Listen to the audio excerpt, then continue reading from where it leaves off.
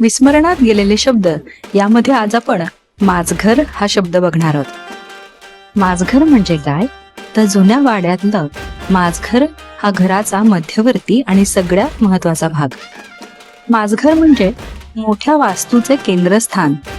इथूनच ओटा, पडवी, स्वयंपाकघर आणि देवघर यासारख्या इतर सगळ्या खोल्यांमध्ये जाण्यासाठी मार्ग असायचा।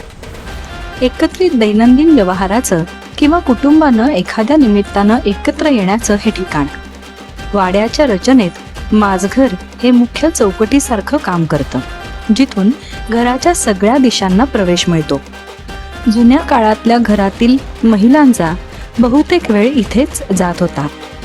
इथे भिंतींमध्ये कोनाडे खुंट्या असायच्या। काही वाड्यांमध्ये माझघरातून माडीवर जाण्यासाठी लाकडी जिना असायचा। माझघर म्हणजे वाडा संस्कृतीतील आदरातिथ्याचं आणि एकत्रित कुटुंब पद्धतीचं प्रतीक मानलं जायचं।